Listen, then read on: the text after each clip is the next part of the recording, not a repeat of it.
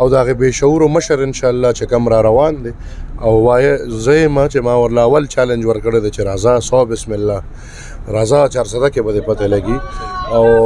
400 کې به ستا د سیاست انشاءالله د انجام آغاز کیږي. همدار تاریخي دکان دی دلته خو زه وړوکوالي نه راغلم زه ورته کوالم ورې چې موږ له غلاغاړه راځي جامل زه موږ له غلاغاړه راځي کلاوي ته بلا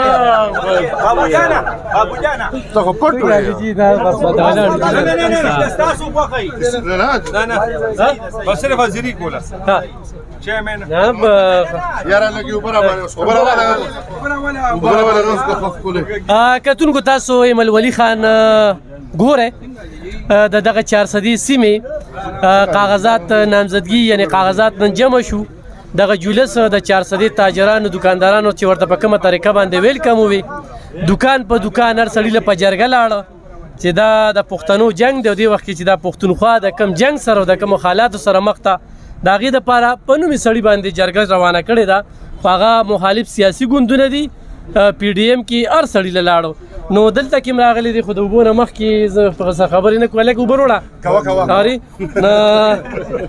ها ایمل خان نن چې 400 خلک ورته دا کم ویلکم وي تاجرانو صحافیانو عام ولس نو دې ته په کوم نظر ګورې د خلکو دغه ګوند سره پی ډي ایم سره راتلونکي دغه انتخابات چې دي سره کم لګو د حکومت نه څومره وزاره دي جی خان ورور ډېره مهرباني مشکور یم ستا خوشحاله اوسې آباد اوسې حقیقت دا دی چې نن مالا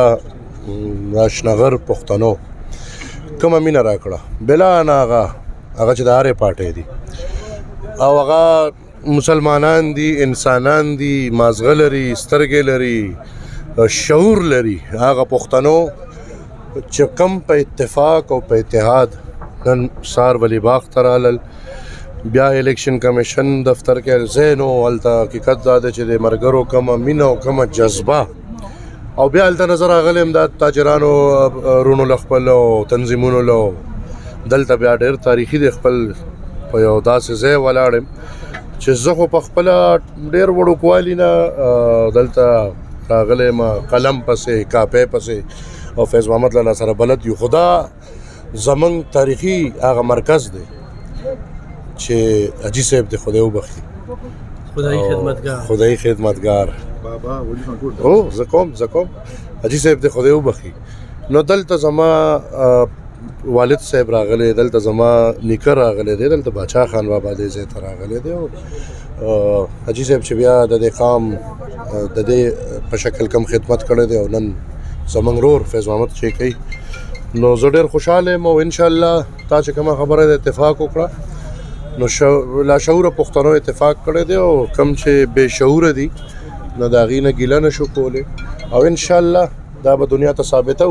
چې د هغه بې شعورو تعداد ډېر کم دی او د هغې بې شعورو مشر انشاءالله چې کم را روان دی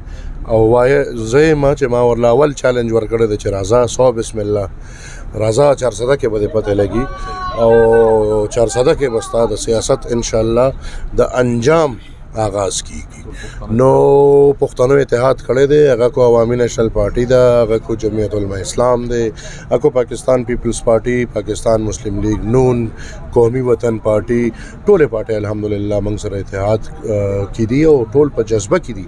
دې جذبه کې دي چې دا غند به انشاءالله د دې صوبې نه د دې خاورې نه ختمول غواړي او په دغه جذبه کې زه یقین لرم چې انشاءالله د دې خاورې تش سیاسي خلک نه د هر مکتب فکر خلک ما سره ولاړ دي هغه چې د کم د دې بدلون د دې ناسور سونامي نه تېښتې راغلي دي کو هغه تاجران دي کو هغه میډیا ده کو هغه پولیس زمارونه دي کو هغه هر څه دي دا یو نوې سباون دی او د دې نوې سباون دپاره پښتنو اتفاق کړی دی انشاءالله په 15 به دنیا ته پته لګي کم د پی ډي ایم نه چې بهر سیاسي جماعت کې لګا پی ډي ایم نه بغیر جی نو سره ستاسو رابطې انتخابات برابر کیږي جی زما دروازې مرچاله کولی دي او سیاسي رابط هم زما بهر چا سره پکار دی چې وي نو انشاءالله موږ به جاري ساتو کوو به امیدواران هم ورو واضح کیږي او ملګري هم لګیا دي په خپل سطح جرګې کوي اخري به 100 ورځو کې به اخري خبره فاینل شي ایمل خان د پی ټي آی ول ستاسو د خبرې ډېر په غور اوري اکثر خوب کې لګیا وي چې مل خانده وي ډېر دغه لږ په ساده ژبه کې ورته وایي زموږ په خبرو خو نه پوهېږي که نه چې په 9 کاله کې به دې 400 کې څو شو برور اصل کې خبره دا ده چې زما خبره ایغې نیغي او زه د چا نه سترګه نه راپوم او زه حقیقت بیانوم د پی ټي آی 9 کاله شرم د دې د مشر نه راواله د دې د آخري ورکره پورې شرم د دې د عمران خان نیازي نه راواله د غیر عام خان د پیرنې د ګوګي د وزیر اعلی بزدار زمنګ د خیره د سپین چرک چې ورته مولانا صاحب وایي د هغې نه راواله آخري وزیران ممبران شرم د شرم نه علاوه دی کې دویم ټکي نشته زه په ذاتي ژوند خبره وکم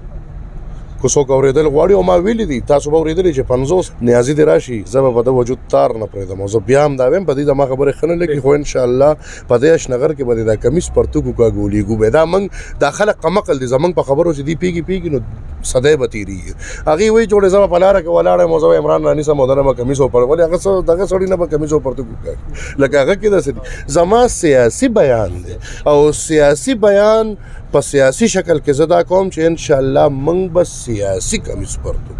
نه ډېر پښتانه پېښ شو جي خو لکه موږ دا وایو که نه چې هلته کوم صوبایي اسمبلی ته تللي یا قومي اسمبلی ته تللي وي دا موږ کړل موږ یو صدریاب پل وینو لا مکمل نه دي 2 کاله شو که نه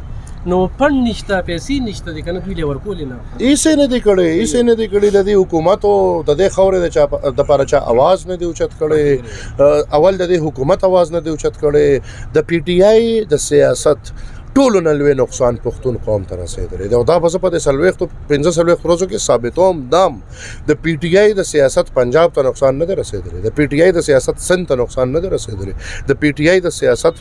بلوچستان ته نقصان نه دی رسېدلی د پی ټي آی د سیاست ټوټل نقصان پښتونخوا ته رسېدلی دی د هغې 2 ټکي درته زه وایم د پاکستان د آزادۍ نه واله چې دا صوبه کله جوړه شوې ده تر د پی ټي آی د راتلو حکومته پورې 91 ارب روپے قرضه وه په صوبه نن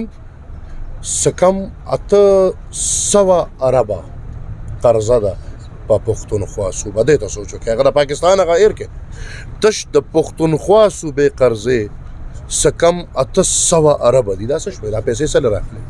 دا پیسې یو پل نشي جوړولی یو لار نشي جوړولی یو سکول نشي جوړولی یو کالج نشي جوړولی یو هسپتال نشي جوړولی دی کړي څه دي دی تش دعوې کړي دي دلته هغه یو کس زموږ پیښې کولې د 6 کروڑو روپو د 100 ارب روپو اعلان یې وکړو موږ هغه وخت چې وویل چې بھائی اعلان هغه اعلان دی چې ته په میدان کې زما الحمدلله هر اعلان نن په میدان دی د هغې دا د حکومت راغونډ دی وزارت یې لاړې رالې خرڅ شو هر څه شرمونه وشو خو کار ونه شو دا یې مې نو ایم پی وایي هسپتالونه پرایوټ کړي چې دې کې به د قوم ته ډېره زیاته پیدا وي نو لږ په دې ورته ووایه چې دا خلکو په دې د پرایویټایزیشن ټول نه لوی نقصان عوامو ته دی سرکاري اسپتال عوامو ته فایده دا ده چې سبسیډایز ریټس هلته سرکار تنخواه ورکوي هلته سرکار دوایي رالیږي هلته پکار دی چې موږ د په هغې فوکس وکړو خو څنګه چې ما هغه روز وویل چې ایم این اے او ایم پی اے پرېږده دلته خو دی د هیلث نظام د عمران خان د ترور زوی راوستی دی هغه ته په هېڅ میرټ خبره نه ده شوې هېڅ ټیسټ دلته 17 ګریډ کې افسر برتي کېږي یا به د ټیسټونو نه تېرېږي یا به سفارشو نه تېرېږي یا به په لکو روپو رشوت ورکوي هغه به بیا نوکر کېږي یا به بیا 20 کاله نوکري کوي یا به چېرته اډیشنل سیکرټري او سیکرټري بیا به چېرته ډایرکټ یو سړی د امریکې نه راغلی دی تنخواه یې لګېدلې ده او هغه ډایرکټ د هیلث انچارج لګېدلی دی او هغه په 9 کالو کې هیلث تباه و برباد او د برقی خلاف هیڅ کاروایی نه کیږي دا چې پرایویټایزیشن دی د ټوله فایده نه خیره هم برقی ته ځي نیازي ته ځي عوامو ته تاوان دی اسپتال به پرایویټ شي د عوامو چې کم کار نن په 10 روپۍ کیږي هغه په 10 روپۍ کیږي دوی اسمبلی نه استعفاګانې ورکړې او د عام انتخاباتو مطالبه کې بڑا تبذیري انتخاباتو کې حصہ لیدي باره کې سوي دي دا ډرامې باز دي ما خو اول وې اول خو د دې سنجیدګۍ ته وګوره چې نیازي په نېشنل اسمبلی کې ممبر دی او د هغې نه پس دی دا فیصله کوي چې نه 9 سیټونو نه به زه ودرېږم اول خو به انشاءالله دی 9 وانه بیلي اول خو که دی کې څه هم ګټي نو دی به ټول پرېږدي ځکه چې دی خو الریډي د یو حلقې نه ممبر دی نو دی ودرېږي سله دی تش نظام شرموي تش دا سیسټم شرموي بیا زمونږ ایم این اے صاحب ته ګوره چې ستا دونه شوق ته دونه واپس بیا ودرېږي نو بھائی تا استعفا سره ورکوله دونه وضاحت خو پکار دی چې دونه وضاحت خو دا ممبران دا عمران ځکه چې عمران هم استعفا ورکړی دا یا د ممبر چې لاړ شي دا به په پارلمان کې کینی کنه دا به एकदम استعفا ورکړي بیا چې د مستفی ممبري دی بر د قام سره یو کال ټوکې کوي کنه دی به خدمت کوي ان شاء الله قام به ولې ما پسې ودرېږي ځکه چې زه سنجیدګۍ سره خبره کوم هغې ته پته ده موږ د پلار نیکه د قر نیکه وراثت دی دا موږ دا خپل د فریضو سره تړلې خپل دا یو فرض ګڼو د قام خدمت د عبادت په شان او د قام ته دا پته ده چې ان شاء الله کال به می خدا کال هم دی په ما ننګ به ځکه کوي چې دې ته پته ده چې په دې کال کې به ورله ان شاء الله غار څه کوم چې د نورو په دونه وخت کې نه دی کړی کتونکو 400 والیو خبرې د 400 کو دی وخت د 400 د خلکو شکیل خان تسترګي دی دلته کې امپیر د عوامي نشل پارټي خو چرې ایمل خان راغې نو دوه بشي نو د دې 400 ترقی لګم د صدریات پول ورته زه نیغ کو مروه چې هغه سر ته ونه رسېده کټ ولغ بار خلکو وی چې لګو ورته نو زه ویم چې دونه قرضه په دې صوبه رااله نو پیسې چرته لاړلې نو د 400 خلکو ته ترقی پکار ده د 400 خلکو ته پرمختګ پکار د دې وخت د پښتونخوا پښتانه چې کم دي د کوم ستونزو سره دی ایمل خان د 2 هفتونه لګیا دی د بتو والی سره څوک جواب نه ورکوي په دې باندې موږ بار خبرې کوو هغه د سوات نه کسان چې کم دي چې هغه اسلام زه تړلې خبره کول غواړم چې دا اوس ګوره کمالات دي د دهشتګردۍ د طالبانو نن وخت راغلی پکار دی چې موږ پښتون قام یو مطالبه وکړو هغه مطالبه موږ نیغ په نیغه د خپل ریاست د واکدارانو نه وکړو چې بھائی تاسو کومه جرګه کوله هغه جرګه سو هغه جرګه کې سو شو